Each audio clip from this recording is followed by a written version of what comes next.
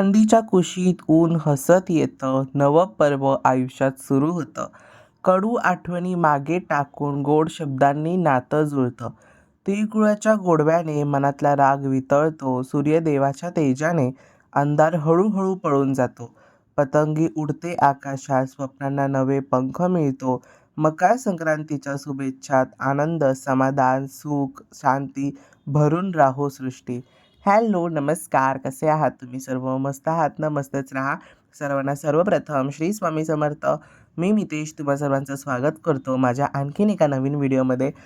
तर काल खूप जणांनी वाट बघितली व्लॉग्सची. अक्षरशः काल कमेंटसुद्धा आला की दादा आज व्हिडिओ येणार आहे का? आज व्हिडिओ येणार आहे का मकर संक्रांतीचा? तू कशी केली आहेस पूजा? तर बऱ्याचशा कमेंट्स आल्या म्हणून मी म्हटलं की जाऊ दे, मी शॉर्ट व्हिडिओ तरी कमीत कमी अपलोड करतो की जेणेकरून स्वामी महाराजांचं पण तुम्हाला दर्शन होऊन जाईल आणि मी मी पूजा कशी केली आहे संक्रांतीची तर ते सुद्धा तुम्हाला समजून जाईल. तर विचार केला की चला शेअर करू तुमच्या सर्वांसोबत आणि मग मी तेच केलं आणि म्हटलं की पहिले व्हिडिओ अपलोड करू शॉर्ट. आणि आता हा व्हिडिओ आहे संक्रांतीचा. तर संक्रांतीचा दिवस होता आणि देव म्हणजे वर्षाचा पहिला सण आहे आपला. आणि देव मी असेच ठेवणार नव्हतो. पहिलं सगळं छान मस्त स्वच्छ केलं. संपूर्ण देवघर अगदी चकचकवून घेतलं, अगदी पूर्ण साफ केलं. देव माझे सगळे साफ केले, समया वगैरे घासायच्या होत्या त्या साफ केल्या, सर्व केलं. त्याच्यानंतर मी हे जे ना नवीन सुगट घेऊन आलो होतो. सुघट त्यांना म्हणतात, सुघट काय सुघड असं त्यांना म्हणतात. तर ते वापरण्याच्या आधी म्हणजे पूजा करण्याच्या आधी ना त्यांना अशा प्रकारे स्वच्छ एकदम मस्त असं धुवून घ्यायचं. आता त्याच्यातल्या लाल मातीचं पाणी बघा किती पडतंय. काय काय ठिकाणी ना तुम्हाला काळ्या रंगामध्ये सुद्धा हे सुघट अवेलेबल होतात. पण माझ्या इथे काळ्या रंगाचे ना मोठ्या साईजमध्ये अवेलेबल होतात. जास्त पण असे छोट्या साईजमध्ये काळ्या रंगाचे असे मिळत नाहीत. मोठे साईजमध्ये मिळतात. तर एवढे मोठे घेऊन पण आपण काय करणार? तर म्हणून म्हटलं की असू दे. मला काळ्या रंगाचे तसे शक्यतो हवे होते, पण मला हे मिळाले. म्हटलं जाऊ दे, यावर्षी आपण हेच घेऊया.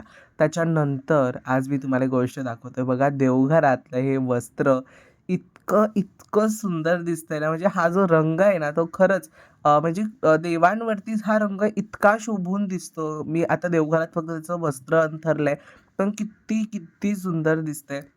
आपला मंगल कलश पण मी स्वच्छ छान करून घेतला होता आणि सर्व सेट करून घेतलं होतं. दिवा लावून वगैरे अन्नपूर्णेची वाटी, देवांची तांदूळ वगैरे जिथे जिथे असतं ते सर्व मी करून घेतलं होतं. तर विचार केला की छान असं आज हे वस्त्र मी अंथरतो. दरवेळेस लाल वगैरे वस्त्र असतंच माझ्याकडे. तर आज विचार केला हे वस्त्र घेऊ. आणि हे वस्त्र मी कुठून घेतलं होतं तर नवरात्रीची शॉपिंग मी केली होती ना, जेव्हा देवींना वगैरे मी साड्या घेतल्या होत्या. तर त्याच्यामध्येच हे वस्त्र म्हणण्यापेक्षा हे खण होते, पण हे अखंड असं वस्त्र आहे. म्हणजे त्याला खणाचा आकार देण्यात आला होता फक्त. पण ते अखंड वस्त्र आहे. जर तुमचं देवघर छोटं वगैरे असेल, आता माझ्यासारखं म्हणजे पायऱ्या वगैरे असतील, तर तुम्ही त्याच्यामध्ये अशा प्रकारचे हे जे वस्त्र आहेत तर ते वापरू शकता. अगदी प्युअर कॉटन आहे. इझी टू यूज आहे सगळ्यात महत्त्वाचं. जो आकार द्याल तसा तो आकार घेतोय. इतकं सुंदर ते वस्त्र आहे आणि रंग बघा त्या वस्त्राचा किती सुंदर आहे. आणि हा रंग मला ना खूप आवडतो. म्हणजे माझ्याकडे अशा रंगाचे बरेच काही कपडे आहेत सुद्धा आणि ते मला खूप म्हणजे तो रंगच मला खूप आवडतो. तर आता सुरुवात छान अशी दिव्याला हळदी-कुंकू लावून झाली. म्हणजे रीतसर सगळी जी काही पूजा आहे ना, तर ती मी करतोय. तर यावर्षी मी तुमच्या सर्वांसोबत शेअर करणार आहे की ते म्हणजे मी सुगड पूजा कशी करतो, काय करतो सुगड पूजेमध्ये, किंवा आम्ही सुगड पूजा कशी करतो. तर हेच मी तुमच्या सर्वांसोबत आज शेअर करणार आहे. तर देवांना छान हळदी, कुंकू सगळ्यांचा जो मानपान आहे तो केला. त्याच्यानंतर मग सगळ्यात महत्त्वाचं ते म्हणजे ज्याच्यामुळे आपली पूजा अपूर्ण राहते ती म्हणजे फुलं. ते नसले ना तर आपली पूजा अपूर्णच आहे. तर छान मस्त फुलं मिळाली होती तर ती घातली. गुलाबाची फुलं पण यावेळेस माझ्याकडे होती आणि अनाईसे छान मस्त अशी सुंदर सगळी फुलं अवेलेबल असली ना की पूजासुद्धा करायला खूप असं आपल्या पूजेत पण त्या गोष्टींनी ना नाविन्य येतं. अगदी सुंदर आपली पूजा दिसते. म्हणजे ज्या काही आर्टिफिशियल गोष्टींनी जो लूक येतो तो येतोच छोटाफार काय. पण जो खऱ्या फुलांनी जो लूक येतो ना, तो काय सांगू मी तुम्हाला, खूप सुंदर असतो. त्याच्यानंतर बघा ही एक अगरबत्ती आहे, श्री स्वामी समर्थ अगरबत्ती. खूप सुंदर आहे. उद्याच्या व्हिडिओमध्ये त्याचं तुम्हाला मी दाखवेन कशी आहे ती वगैरे.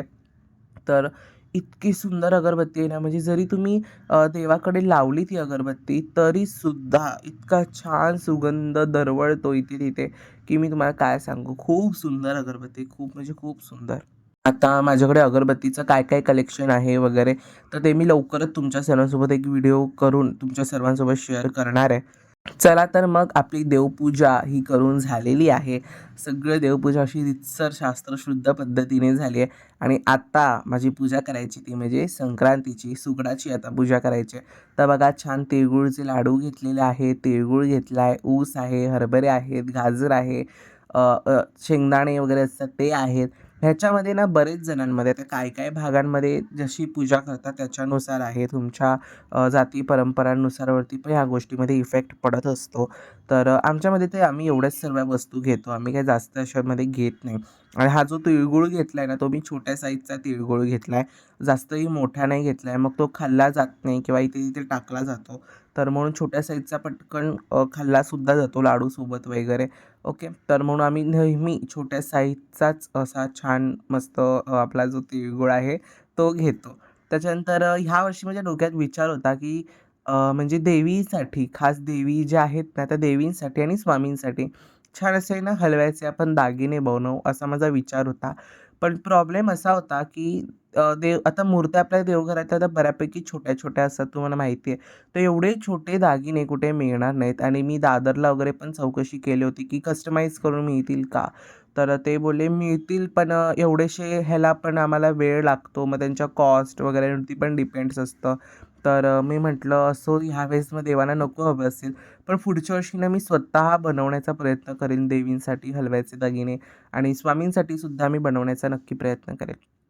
चला ते असू दे. पण आता मी कशी सुगड पूजा करतो तुम्ही विचारलंय मला, की "तू दादा कशाप्रकारे सुगड पूजा करतोस?"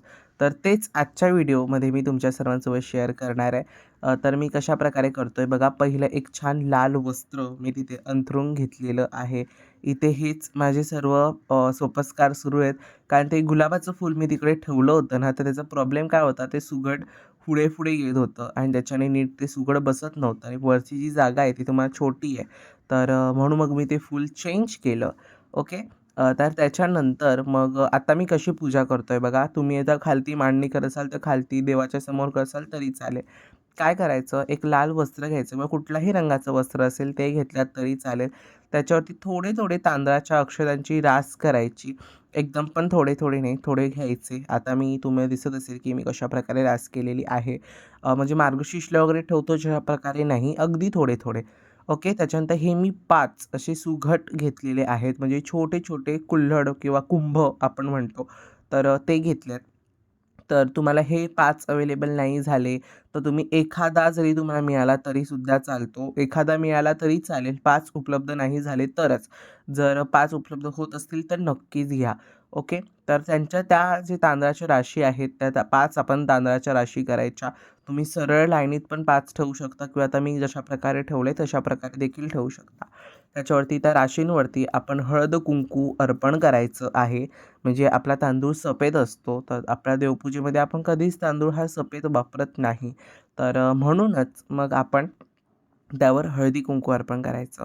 त्याच्यानंतर प्रत्येक कुंभाला आपल्याला चंदन हे लावायचं आहे.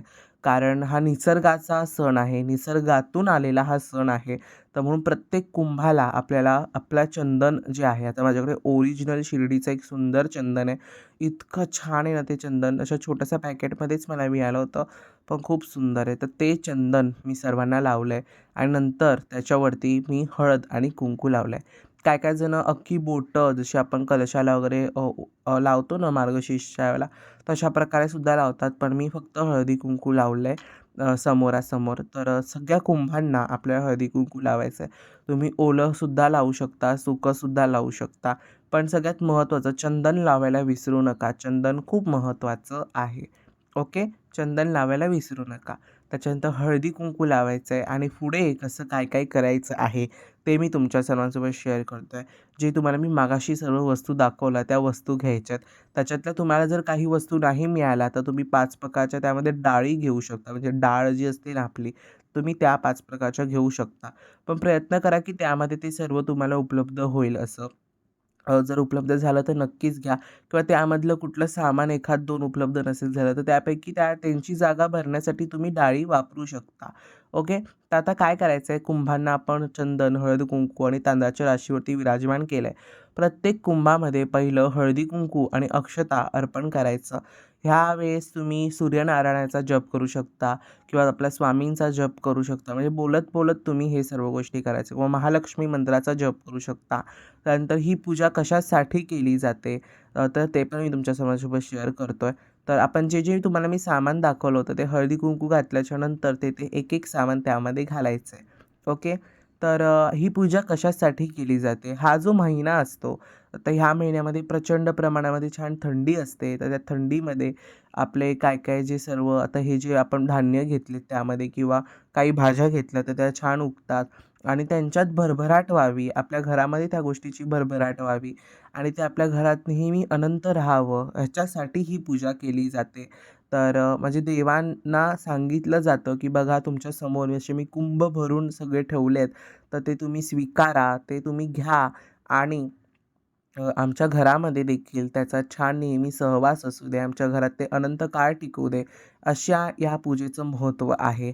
तर ही पूजा कोणीही करू शकतं असं काही नाही आहे. आणि पेशवेकालीनमध्ये खास करून ही पूजा केली जायची, की पेशवेकालीनमध्ये स्त्रिया एकमेकांशी जास्त सुसंवाद नसायचा किंवा बाकीच्या सर्व गोष्टी.